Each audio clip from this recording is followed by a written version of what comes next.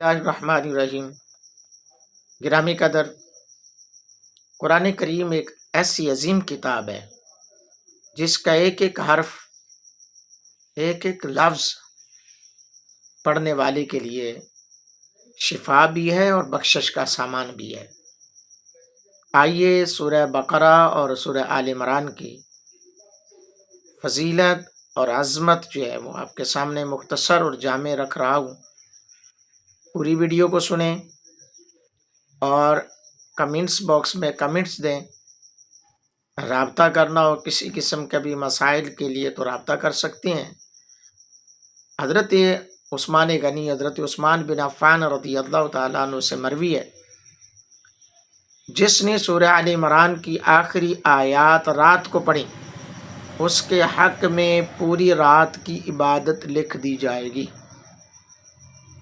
اسے دارمی نے روایت کیا اور ابو امامہ سے بھی مروی ہے۔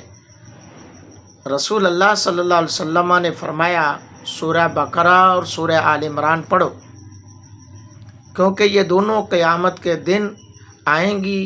گویا وہ پڑھنے والے کے لیے دو بادل ہیں، یا دو صاحبان، یا پر پھیلائے ہوئے پرندوں کے دو جھنڈ ہیں۔ دونوں اپنے پڑھنے والوں کے بارے میں جھگڑا کریں گی رب سے۔ اللہ سبحان اللہ، یعنی یہ صورتیں جو عادت بنا لیتا ہے، قیامت کے دن یہ صورتیں اپنے پڑھنے والے کے لیے اپنے رب سے جھگڑا کریں گی۔ سبحان اللہ۔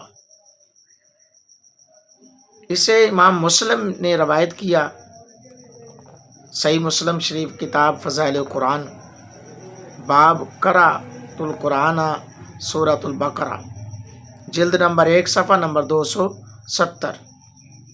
حضرت نواس بن سمعان سے مروی ہے کہ میں نے رسول اللہ صلی اللہ علیہ وسلم کو یہ فرماتے ہوئے سنا، قیامت کے دن قرآن اور اس پر عمل کرنے والے لوگوں کو لایا جائے گا۔ سورہ بقرہ اور سورہ آل عمران سب سے آگے ہوں گی۔ گویا یہ دو بادل ہیں یا دو صاحبان، سیاہ صاحبان ہیں جن میں چمک ہے، اور یا پر پھیلائے ہوئے پرندوں کے دو جھنڈ ہیں۔ یہ اپنے پڑھنے والوں اور ان پر عمل کرنے والوں کی حمایت کریں گی۔ مکحول سے مروی ہے، جس نے جمعے کے دن سورہ آل عمران پڑھی، رات تک فرشتے اس کے لیے دعائے مغفرت کرتے رہتے ہیں۔